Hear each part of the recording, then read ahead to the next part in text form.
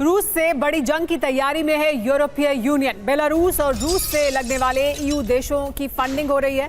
6 यूरोपीय देशों को 178 मिलियन डॉलर की फंडिंग की गई है, ऐसा बताया जा रहा है। तो रूस के पड़ोसी यूरोपियन यूनियन के देशों की फंडिंग की जा रही है ताकि रूस के साथ लड़ने के लिए तैयारी की जा सके।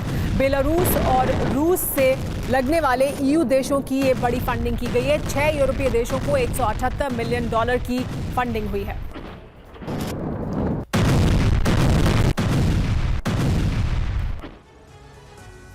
रूस बेलारूस से निपटने की यूरोपियन यूनियन की बड़ी तैयारी देखने को मिल रही है। रूसी सेना से बड़ी जंग की तैयारी कर रहा है यूरोपीय यूनियन।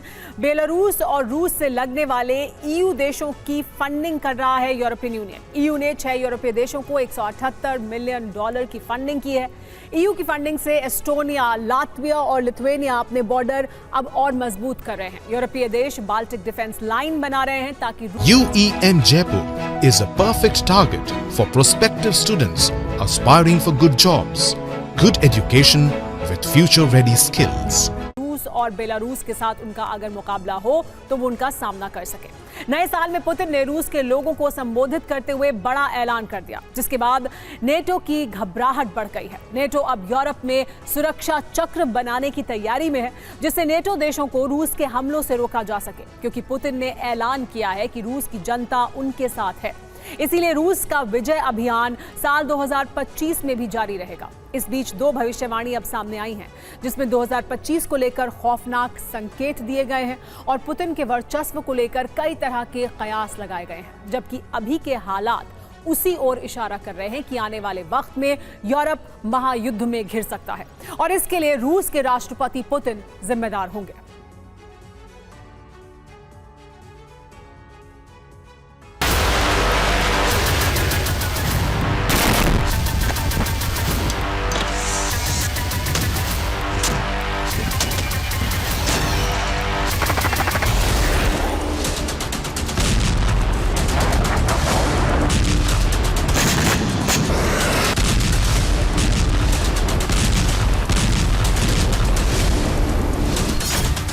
साल 2025 में पुतिन का पहला ऐलान। साल 2025 में पुतिन का दूसरा ऐलान। साल 2025 में पुतिन का तीसरा ऐलान।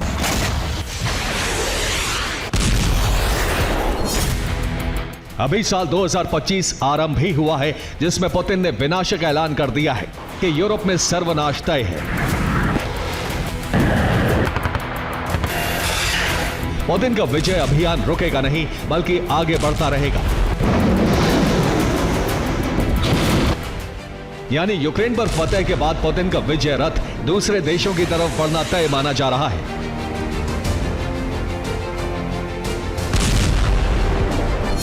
इसका सीधा मतलब है कि साल 2025 एक बड़े खतरे की दस्तक लेकर आ रहा है, जिसके लिए पुतिन ने ब्लूप्रिंट साल 2024 में ही बना लिया था।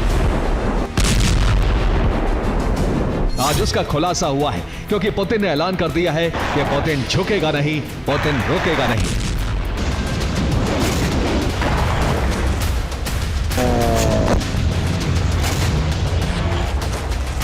पुतिन ने सिर्फ यूक्रेन को लेकर अपनी युद्ध नीति बदल दी है, साथ ही नेटो को लेकर भी, क्योंकि अगर पुतिन की सेना यूक्रेन से आगे बढ़ती है तो उसका टकराव नेटो से जरूर होगा।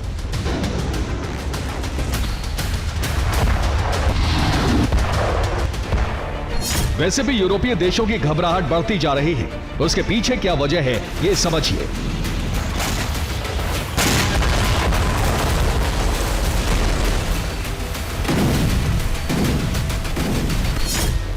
अमेरिका में ट्रंप की वापसी, रूस को रोकने में यूक्रेन की नाकामी, यूरोपीय देशों में गैस संकट, नेटो देशों में फूट, कई देशों का रूस के पाले में जाना, रूस का तेजी से हथियार बनाना, रूस का लॉन्ग रेंज मिसाइल का प्रोडक्शन।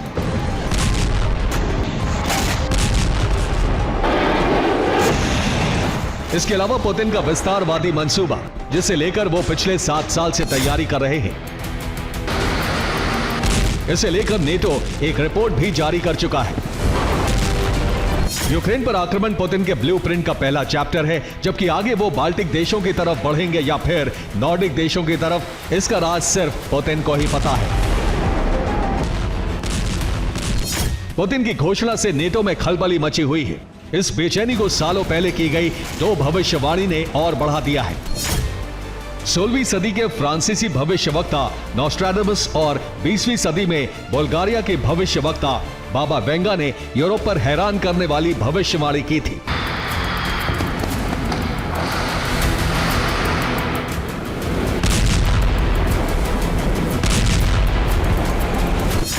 नॉस्ट्रैडामस ने उस वक्त साल 2025 के लिए कहा था, यूरोप का पतन होगा और रूस का उत्थान होगा। नॉस्ट्रैडामस ने 1555 में लिखी किताब लेस प्रॉफिटीज में 2025 के घटनाक्रम को बताया था।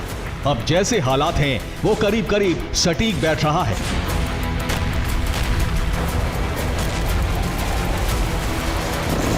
जबकि साल 1996 में बाबा वेंगा ने 2025 को लेकर पूर्वानुमान लगाया था।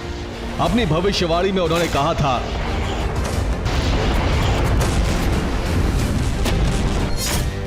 यूरोप एक भयावह युद्ध का सामना कर सकता है। अराजकता के बावजूद रूस एक प्रमुख वैश्विक शक्ति के रूप में उभरते हुए देखा जा सकता है।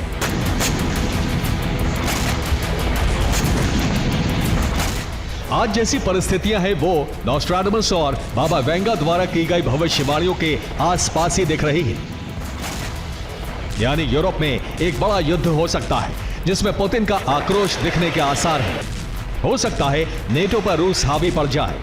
वैसे भी ट्रंप की अमेरिका में वापसी से नेटो देशों में एक असमंजस की स्थिति है, क्योंकि अभी तक ट्रंप ने यूक्रेन को लेकर अपने पत्ते नहीं खोले हैं।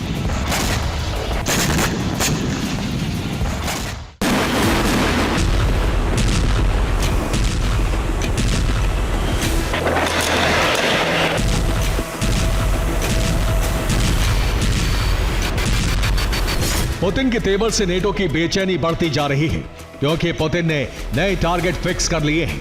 इस बीच यूरोपियन यूनियन ने 170 मिलियन यूरो यानी करीब 1500 करोड़ रुपए का पैकेज देने का ऐलान किया है। ये उन देशों को दिया जाएगा जिनकी सीमा रूस या फिर बेलारूस के बॉर्डर से लगती है। इसमें कुछ समुद्री सीमा से भी जुड़े देश हैं, जिसमें Ukraine, Poland, Lithuania, Latvia, Estonia, Finland, Sweden और नॉर्वे शामिल हैं।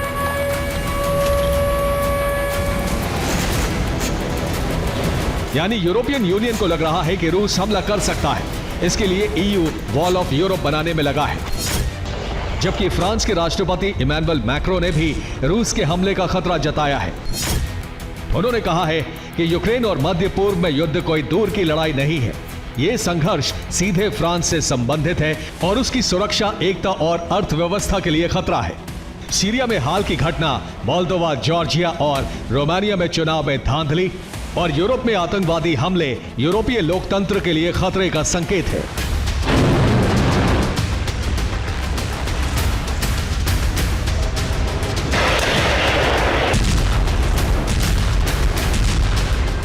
मैक्रो का इशारा सीधे तौर पर रूस के लिए है, क्योंकि रूस का दायरा यूरोप के अलावा अरब में भी फैल रहा है। वो नेटो के वर्चस्व के लिए चुनौती बन चुका है।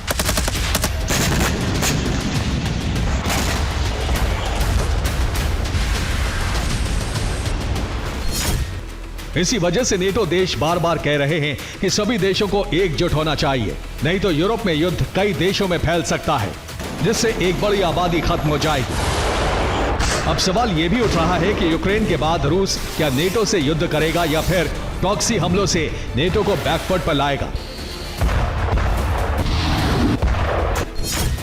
रूस में हाल ही में एक सर्वे हुआ है जिसमें 59% लोगों ने रूस के स्पेशल मिलिट्री ऑपरेशन को ठीक ठहराया है। साथ ही नए साल में विजय की उम्मीद जताई है, जबकि 34% लोगों ने शांति वार्ता के जरिए हल निकालने के लिए कहा है।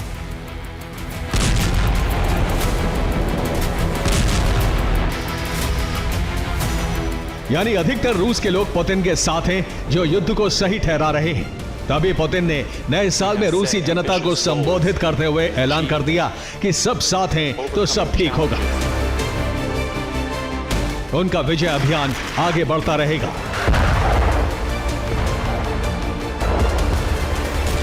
इसका सीधा अर्थ है कि पुतिन यूक्रेन के बाद भी रुकेंगे नहीं, नेटो देशों पर आक्रमण जरूर करेंगे। Bureau report, TV9 Bharatvarsh.